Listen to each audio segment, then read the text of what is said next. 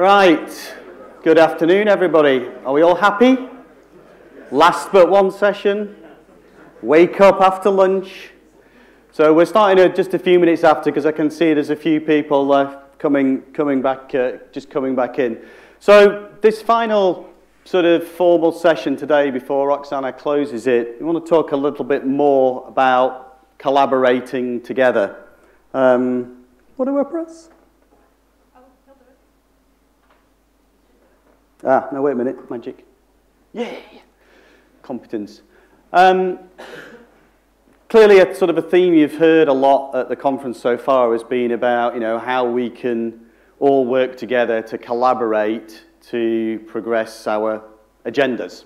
And for us in ARM, we want to conduct research which is going to contribute to our future product success or to the success in the ecosystem. For our academic collaborators, you want to publish papers. You want to publish papers that have impact. You want your technology to be deployed into the world, maybe into open source communities. Those are all aspects that we, or when we say us, can work together on to achieve impactful success for our collaborative research together. And nice little chart here, kind of just some introduction to the kind of the scale and the scope of the current people we collaborate with. Now, we collaborate with those people in a wide variety of different ways. We have activities directly with our individual contributors, principal investigators, research scientists within the ARM research group or elsewhere within the ARM business. We provide access to our technology, which could be ARM cores so that you can build an FPGA system, a system on chip, access to ARM software tools to optimize your HPC software, or access increasingly to our ARM Pelion IoT platform or microcontrollers to build a IoT distributed system. Those are to enable you to do your research. So you might research with us on a topic, but we also want to enable you to do your research and for that to have impact as well. And the other way we do that is by working with you to provide that other important aspect of this, which is the money to do that. So we like to work with you to support you in grant applications to funding bodies to unlock the money and the capital in addition to our technology and access to our ecosystem that lets you undertake a more impactful research program. The last piece of the puzzle that we bring is to act as a catalyst of this community, and this event is a manifestation of that. If we can get everybody together and to talk, we can share knowledge, we can share our understanding, we can share our worldviews on what's going on in the industry. You can bring your worldview of where the cutting edge of the scientific endeavor is. We have industrial partners working in some of our programs that can bring their perspectives in. And then together, we can make sure that we're asking the right questions and then harnessing the power of the community to answer them in an effective and then impactful way. So a lot of ways in which we can collaborate based on providing access to technology, know-how, ecosystems, and, of course, money and people. And one of the things about ARM, if people say, so why should we work with you? Why should we not work with someone else on this? What can you bring to the game?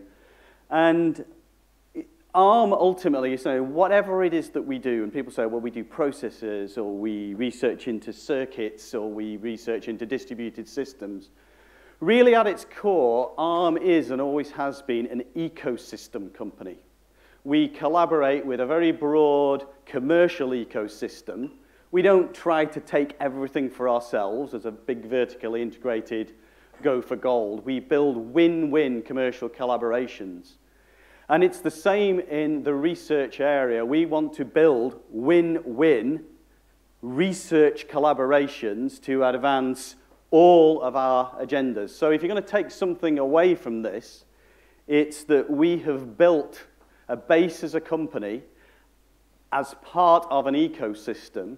And moving forward, we want to bring all of the value of that ecosystem and of the 25 years of commercial success and the technology portfolio that we've built up to make sure that we can all share in impactful research.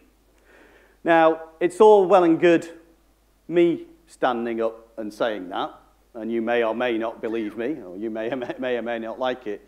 So what we've done is brought together onto the stage today some of our existing collaborators that we've been working with, and they're going to talk about various aspects of collaboration. And hopefully that will seed you guys to think a little bit, what is it that I'm trying to do? Can I see something relevant in what I've said or in what these guys have said that will prompt you to then ask a question that we may or may not be able to answer, or subsequently follow up with the last point on this slide, and that Stuart presented in the plenary the other day, our new dedicated collaborations and enablement team who are there to help support you in doing impactful research.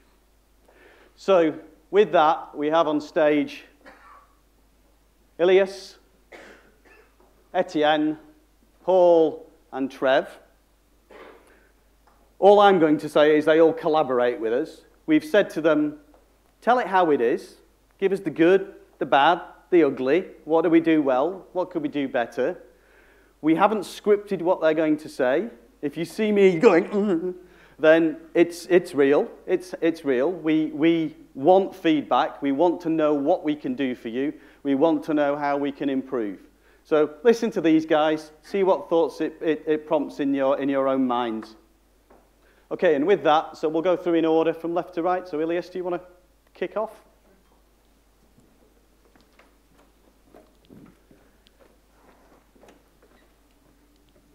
Do I just open another presentation? Yes. Okay, cool. Push the button. I think it was this button. I pressed these buttons. All right. You've broken it. Oh, it's in the same PowerPoint. Okay, fair enough. Help. How many engineers does it? Right. So, yes. So for those of you that don't know me, my name is Ilias Vougioukas, and I'm a third-year PhD student. And I was really hoping not to be the first one to speak, because I think my title of the slide would be a little bit more dramatic, showing you afterwards how it is collaborating from within. But anyways. Yeah, my research has been around heterogeneous computing and branch prediction. And I'm kind of a weird case, I would say, even though more of these have sprouted over the time. Because I'm part of the ARM ECS Center, which is effectively a collaboration with ARM and Southampton. So even though I'm a PhD student at the University of Southampton, I'm actually spending all of my time inside ARM, based in Cambridge, to do my research. And there's this sort of very interesting, in my case, dual citizenship, as I like to call it, where like I have an academic side and an industrial side. And even though it might seem like it doesn't always make sense or there might be conflict, I have found like over the 3 years, and of course there have been ups and downs, that it kind of makes a lot of sense. And one of the reasons is both ARM and my university have put my PhD first. And this was a legitimate concern when I first started. I remember before I actually came to ARM, I spent like a week in Southampton. And my professor, who might be somewhere in the crowd, told me, look, make sure that you don't do any sort of coding work that you're not supposed to be doing for your PhD. And this was like a legitimate concern for me. And I remember when I first arrived here, I talked to my manager and the industrial supervisor. And the first thing he asked me is, so what do you want to research? What do you want to get out of this? We don't have any sort of restriction into what you want to look at. So this was really, really good.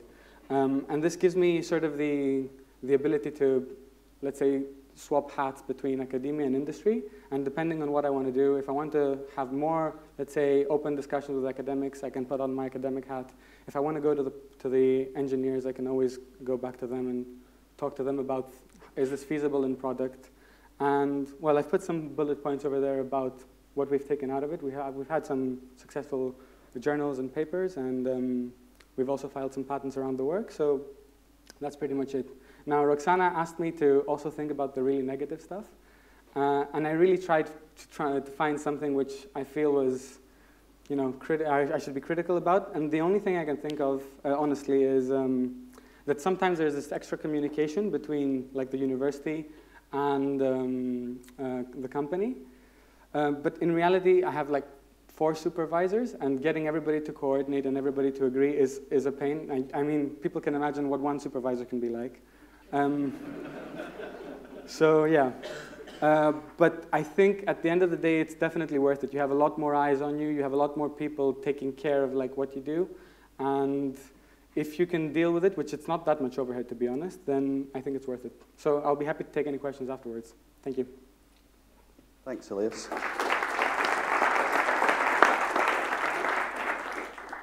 All right, who's up next? Let me go press the button.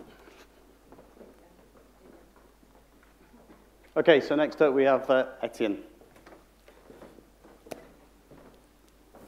Yes, hello everybody. I'm Etienne Walter, working at Bull, now a branch of Atos, and coordinating Mont Blanc 3 project. So Mont Blanc is a part of a long story. It started in 2011 together with BSC and other partners, and now Mont Blanc 3 did start 3 years ago, is about to terminate now, or by the end of the year. And the idea, who was a little bit foolish at the time, was to leverage on the fast-growing market of mobile technology to do some scientific or HPC computation. Now it becomes a reality, and we've seen this morning an Eisenberg presentation. We did present yesterday some of our results, so it's really something that does exist, and it is a reality this year. So I think this is a great success. I think we did take our part in this success. I mean here Mont Blanc 1, 2, and 3, and so we really did work on that. And for us, it's something quite interesting. It was a challenge to prepare the go-to-market, the whole solution, and it was really something, a huge target. So about the results we had, we have some research results. Many papers have been written as a part of the project. So it was interesting, I guess, for the academics participating to the project. We have also some industrial results with now ARM HPC solution arriving on the market, one of them being pushed by Atos. And real enrichment of the software ecosystem where ARM did quite seriously contribute. So the benefits of the collaboration, I think it was really an interesting and promising research, and it's not terminated. I think we're going to hear about ARM HPC in the coming years, for sure. It's becoming more and more mainstream. And what was quite interesting is that we had in common kind of common purpose, common target, shared between the academics, the industry. I mean here, Atos and ARM in the project. And it was really interesting and I guess rich for everybody to have this common goal. And of course, each of the partners had a distinct role and different vision, but the discussion and the collaboration was really rich, I guess, for everybody. So now, yes, we've been asked to say what was good, bad, or ugly here. So we did appreciate the collaboration with the ARM research group, which are really open-minded and quite efficient in my mind.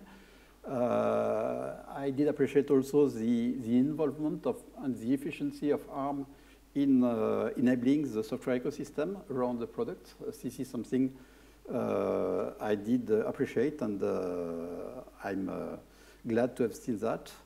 And also in the project, we had really a good mix in the project, but also in the ARM team. I think it's true at both levels. A good mix of researchers and developers. So it was something, we had some idea, and we had also the we also did search to make them become real and become a product. So it was something quite interesting here. The only point I see as maybe a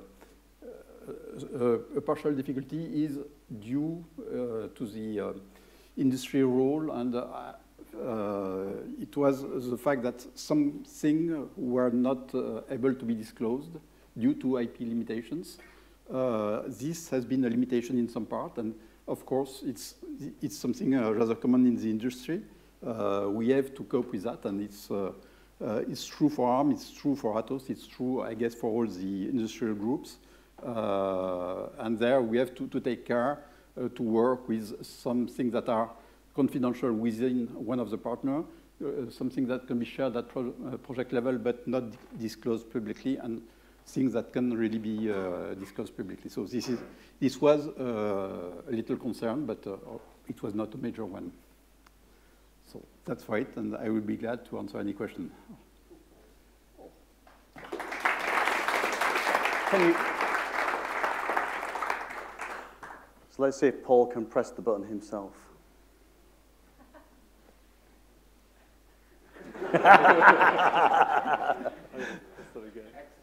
Am I pressing the right button? Are you pressing the right button? That one. You've got it. You've got it. There we go. Good. So thank you very much for this invitation to talk. I expected a much smaller meeting. You pulled a fast one there. So my name is Paul Kelly. I'm a professor at Imperial College London. I lead a research group in software performance optimization, which roughly means compilers, and we do various different things, but particularly engaging deeply with application areas. My other job is I lead, or rather I'm responsible for the industrial relationships element. So I'm part of the leadership team for a Centre for Doctoral Training at Imperial College London. So if you're in the UK academic world, you'll know what that means. It's basically a training program for PhD students. It's a structured program to some extent, and it's deeply embedded, or richly supported, I should say, by a consortium of interesting industrial partners, and ARM is one of our favorites. The Centre for Doctoral Training is in high-performance embedded and distributed systems. If you think about that, you'll probably appreciate that it covers practically anything, which is indeed exactly what it's intended to do. This is intended to be a picture of that spectrum of things that we might do. What I thought I should do for you today is try and say a little bit about the kinds of engagements that we've had with ARM and some of the things that made them happen. So here's a little bit of a list. We've had a couple of EPSRC industrial case studentships, which is a sponsorship scheme for PhD students, one of them in my group, one of them in my colleague Alistair Donaldson's group. Both of those, I think, have led to quite interesting outcomes, in most cases released open source software, in fact. There was a recent Distinguished Paper Award at PLDI, the Top Compilers Conference, a work joint between an ARM team and John Wickerson at Imperial College on the semantics of transactions and weak memory, which we're particularly proud of. What's nice about that is that was not a project that had to be funded. It was a collaboration that came together because people were doing the right things and they knew about each other in the right ways. It connects to a long history. One of the key players in this was someone who was a PhD graduate from Imperial. Another big project I've been involved in is a project called Pamela. It's an EPSRC program grant, just coming to an end. And what it's been about is driving an agenda of computer systems research, multi-core systems, compilers, architectures, and so on, from real-time 3D scene understanding for robotics and virtual and augmented reality. And what we've been doing there is building tools to enable you to encapsulate and to deliver our experience and our mapping of the algorithmic space and the pathways to implementation for a range of sophisticated real-time vision algorithms. And that's led to an open source tool and considerable and continuing engagement with ARM people who clearly have an interest in these potential markets. I'd also mention and thank Pete Harrod, Director of Functional Safety at ARM, will begin a Royal Academy of Engineering visiting professorship very shortly at Imperial. We obviously have connections in depth with internships for many more students than the ones that I've mentioned. And ARM have been very kind in supporting us through participating in strategic committees and so on. One thing that we should point to is we have had issues with agreeing intellectual property terms for funded research. We've pushed very hard on trying to fix them, and actually it's hard. We're constrained by essentially lawyers and laws that seem to be immovable. The thing that I would highlight is, let's emphasize the value in making the deal work, and recognize that for many interesting outcomes, the concrete ownership of intellectual property is not the big deal. And in fact, if you look at the things that I've listed there, none of those really actually involved concrete ownership of IP. And yet, I believe there was considerable value in those relationships to ARM as well as to us. Finally, of course, a way out of this is open source release. It seems a little unfortunate to have to commit to open source release before you even know what you might release, but it may be the way out in some cases. I'd conclude by saying this. The real value to us, what gets us up in the morning is doing good work. That makes a difference.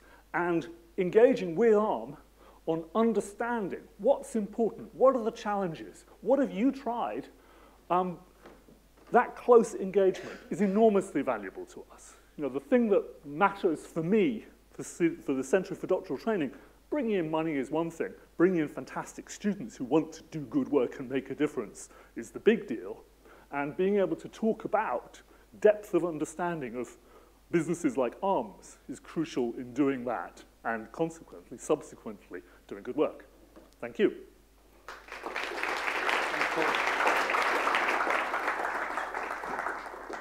I'm going to let you do your slide. It's clickers over there, Trevor. It's got a RISC-V controller in it. Well, I shouldn't have said that. So we've had a long collaboration. It started back in 2005. And ARM has provided research funding in exchange for first refusal on intellectual property. So we've shared about 100 patents, maybe more. I didn't do an exact count in that period. And we have a setup, a mission where we can download their IP and put it into chips. We make quite a few prototype chips, probably 5 or 6 a year. We just taped out one that had 6 of these processors, and it was in 16 nanometer TSMC, so it's quite up to date technically, but we couldn't do it without the access to that IP, because we can build systems very quickly then. Yeah, we've done a bunch of things, as you can see there. Some years ago, we built a large 100-core machine on 3D stacked stuff. There's been countless graduate interns from our group. There's about 4 or 5 of us faculty. I'm just one of them. There's been secondments from ARM at Michigan, and I guess the interns are the other way around. ARM has hired a number of our graduate students in various positions, mostly at the PhD level, and there have been, from my counting, about 4 spin-offs from my colleagues that work on these projects that were based on ARM IP.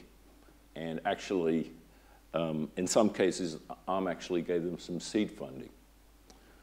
So, future continued collaboration, and we're going to set up an enabling mechanism for other people to share ARM IP in the same way that we've done it. John can probably say more about what it's sort of his vision, I think, and he might be able to fill in the dots. Pros, chance to understand real-world problems. Previous speakers have elaborated on that, and I fully support that view. It's great. It's a great source of learning. Exchange of personnel. We meet them regularly. We have reviews and so on, and weekly conferences for different projects. That's a great form of technology transfer. Cons, I couldn't think of too many. No clear, what happens to the assigned IP? I'd be interested to know with that, where our stuff ends up. And it's also the transfer of ideas from the research group to product is unclear to me. That doesn't mean it presumably exists, I just don't know. I wish I understood it a bit more. And that's it, thank you.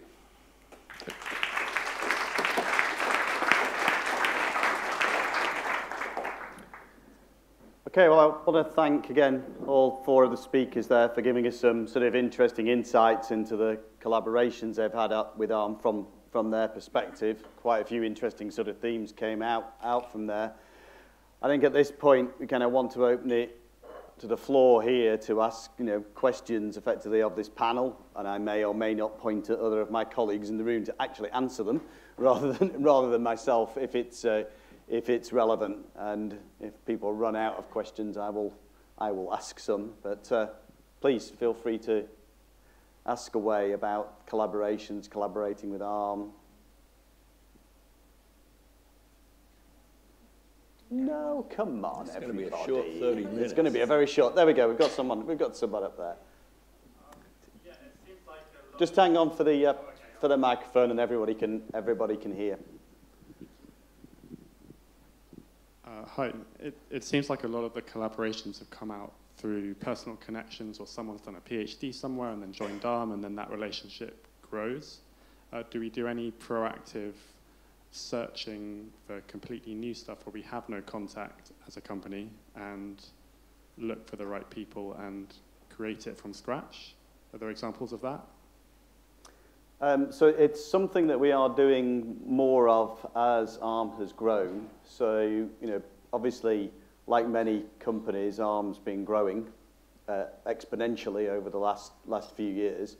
For example, when we started the relationship with Trevor and Michigan, however many years ago that was, a frightening number of years ago, ARM research at that point only had 15 people in it. Today we have, how many people do we have, Eric?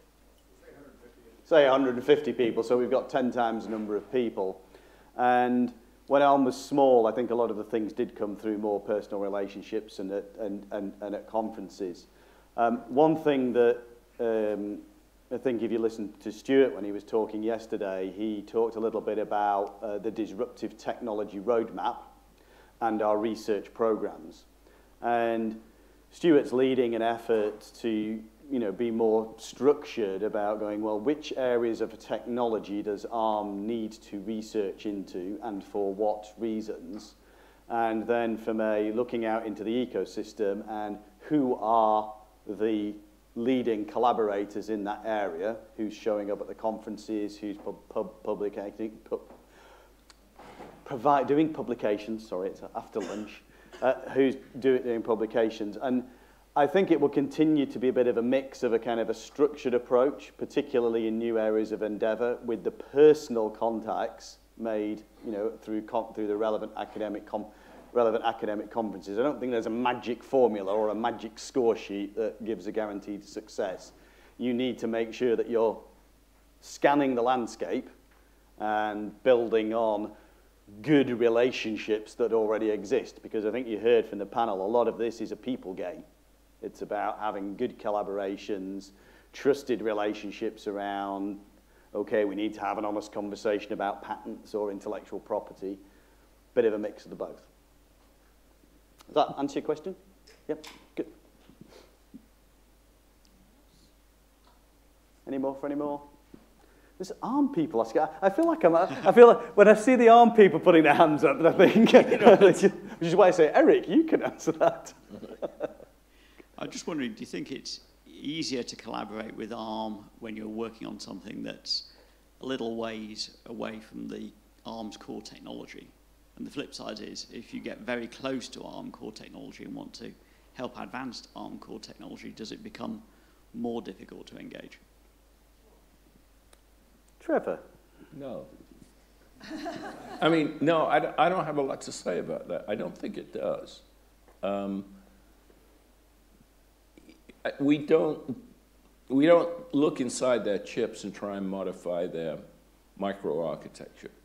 So for those of us, and some of my colleagues are involved in research into microarchitectural features, they do that on one of the simulators that we have, which I think actually got transferred into ARM, called Gem 5.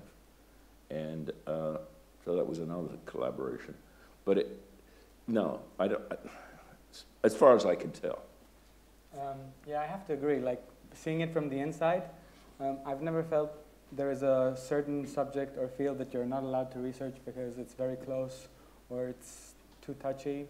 If it makes sense from a research perspective, then it's reasonable, then you definitely have the freedom to do so.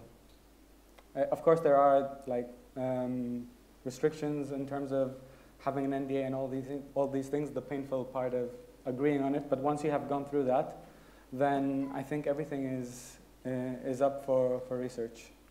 One thing which I want to point out was, I was discussing this earlier with my professor, and I have no visibility of this, but one of the things he told me was that it seems as though if you send over somebody or you have some sort of mechanism which ARM feels safe, like a secure room or like sending an intern over, then it seems as though this might be a more comfortable way to work for certain things. But I don't think there's a specific topic or microarchitecture or something that is off topic. You guys want to? And I just add one thing, Simon, to the question. I think the answer from ARM should never be no. The answer should be, let's have a conversation. Let's have a conversation about it. The mechanisms around certain pieces of technology, we heard the conversation about secure rooms. There's different mechanisms for different types of technology. We treat models very different from RTL of a leading processor. So I wouldn't say it was necessarily more complicated. It just means that there needs to be a conversation to go, what kind of research are you doing? How can we help you with it? And how can we help you set up the right collaboration mechanism around IP ownership, access to the IP? One of the reasons that we've established what we're calling the Research Enablement Program, which Plute is leading and had a session on it yesterday, is to try to almost democratize access to most of the technologies that we have. I think historically, the experience that certainly I had feedback from a lot of academics on was, your mileage varied depending on who you asked in ARM for what. And we want to try to make that a much more consistent experience for everybody. And the term that we use, that you'll also hear used elsewhere in the business, is to make access to ARM technologies friction-free. And I will hold my hand up today and say that, we have improvements still to make in making access to our technologies and working with us more friction-free, but that's something that in the collaborations and enablement program we're committed to do.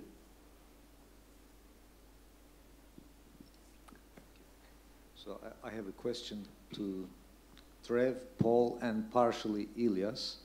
So many, but not me. That's good. Not you, not you, John. So many high-tech companies like Google, Microsoft, Intel, IBM, they have PhD fellowship and faculty award programs. Mm-hmm. So what are your thoughts about it? What are the pros? What are the cons? And should ARM replicate a similar program? That's a question. Yeah, they're good. They usually come with no strings attached, though.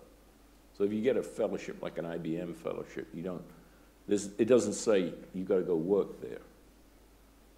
Some of the Department of Defense scholarships have strings attached to them, but usually they don't. So the model from Google, and Microsoft and what have you, is just give a fellowship on the basis of merit that's selected by the department or something like that.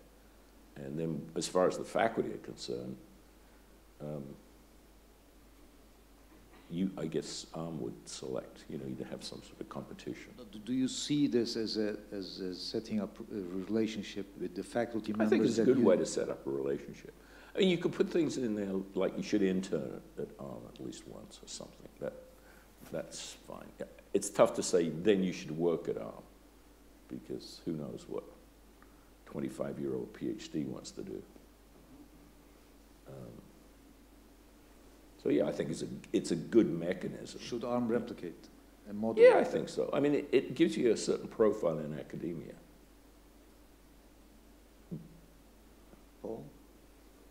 Yeah. So I think the first thing to recognize is that if you do this right, then you can realize disproportionate benefit on both sides with respect to the financial commitment involved. And to do that, you need to think about how funding such things is going to help give the recipient the boost in esteem. So things like IBM Faculty Awards are substantial CV valuable things, right? And if you can do that, then you can essentially bring to prominence selected people that you think are doing things that are exciting for you. There are other avenues by which you might hope to do that. One little thing to think about, quite a lot of the funding programs with the companies you mentioned that I've seen, they have an open call for proposals, but in fact, the funding tends to be won by people with pre-existing, perhaps quite long-term relationships. Much as I'm a great fan of the long-term relationships, you might reflect on how to use such a program to create new ones. I think I'm covered by what everybody else said, but yeah, it could make sense in some cases. I don't think it's a bad thing necessarily. Thanks. More questions? Come on, guys.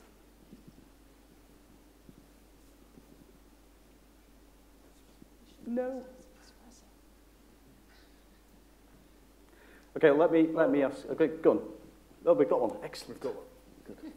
I said that. So I've kind of got a follow-on question to that, which is, could you use a Linaro-like mechanism to scale up the financing of chairs and PhD studentships to create an ARM partnership chair or lectureship or studentship rather than an ARM chair? Such thing. Well, indeed. Yes, chair, yeah. Complete with whoopee cushion, right? We've got the armchairs, Lee. Yeah. But clearly the partnership is enormously bigger than ARM in terms of financial resources. What do you think, guys? I don't know what, I don't understand what you're saying. It's saying pitch in with other people in the ecosystem to make a pot to pay for an even bigger art chair for you, Trevor. Yeah, I figured that. But who are the others? Oh, you're talking about all the people that use your IP, for instance. No, you don't. I need the microphone. Yeah, I need the microphone or you won't hear me. Yes, I'm talking about the people who make, the real money out of ARM technology. Mm-hmm. And they fund Linaro. Yeah. And okay. Linaro does the Linux thing. Yeah, I didn't understand the Linaro bit. That's where I was. So, yeah. But yeah, that sounds like a great idea for leveraging the whole process. But you'd have to get your partners on board. I mean, maybe you could come up with a consortium of partners. Or So one of the things that I've been learning through talking to ARM is just how complicated and subtle this ecosystem thing is, and trying to understand how far ARM sometimes is from applications, for example.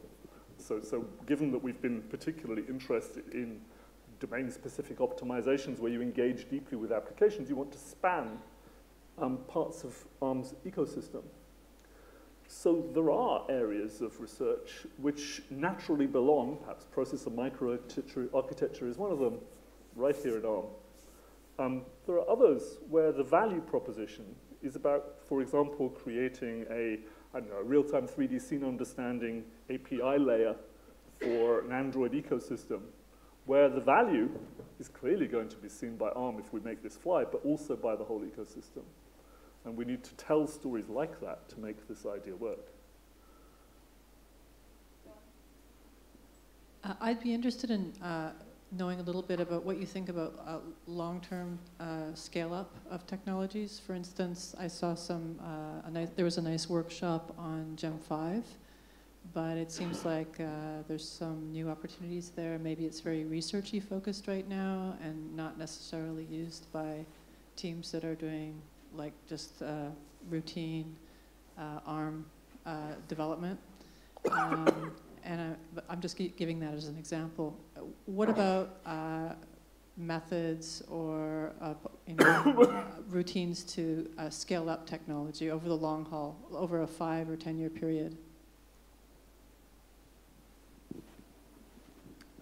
By scale up, could you just clarify what you mean? You mean transition or scale up? Like you have different research groups working on technologies. Okay. For instance, you're working on here's another example, branch prediction. There will be some outcomes from that, but only some of them will be able to be made into a product or go into a product.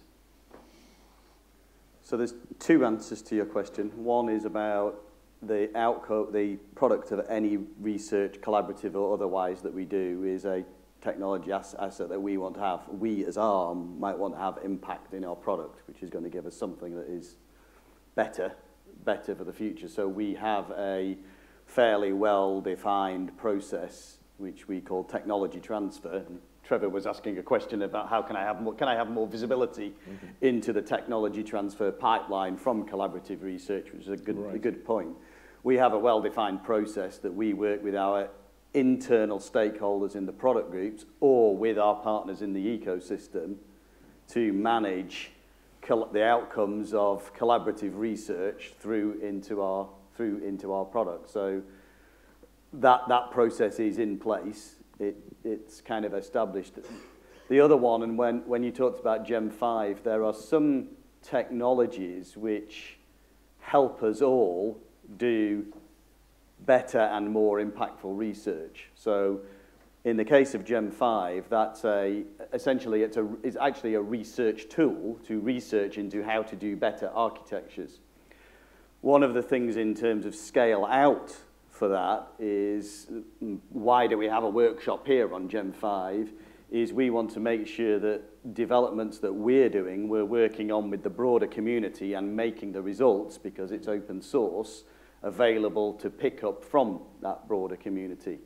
And moving forwards, you'll see more from us in our enablement program about making more collateral that you guys need from our technology portfolio or from the technology portfolio of our ecosystem to bring that to the community to let them enable quicker, more impactful research. And again, Pollute, who's sat over there, wave, owns that program for us. So if you have needs, and it's not necessarily the research you're doing, it's what technologies do I need to help you do the research you're doing, then come talk to us. There's one at the back there, blinded by the light. Mm-hmm. Thank you. So, hello, you've been mainly focusing on academic collaborations. I'm interested in knowing how you collaborate with other startups or spin-out companies. So, Trev, you put some startup companies on there. Maybe you could... I think it's been fairly close. And they've all been sort of one-off as far as I can tell. Now, I'm not actually involved in any of them as a stakeholder, but I work closely with the people that were or have been, now work at the companies or whatever. So in some cases, ARM actually gave seed money, so it was quite a tight setup. Others, I think, you'd have to ask the people. I can certainly put you in touch with them, but my understanding is that ARM would give them IP in exchange for a slice of the company or something like that. So, yeah. Any of you guys got a comment on that? No.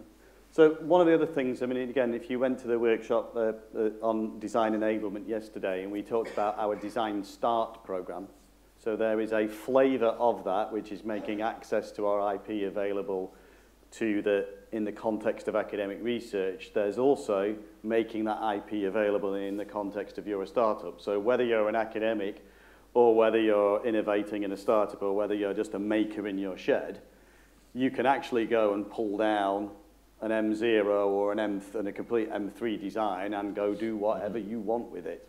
Yeah.